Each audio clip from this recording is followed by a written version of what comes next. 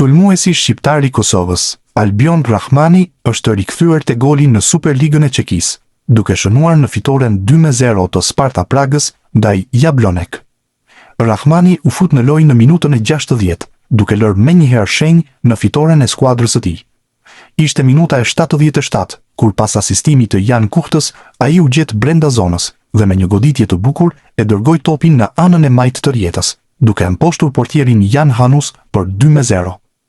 Hera e fundit kur Rahmani kishte shënuar ishte ndaj Ostravës me 28 shkurt. Ky ishte goli i parë i tij pas 10 ndeshjesh, ndërsa në total ai numëron tashmë 10 gola dhe 2 asistime në kampionat.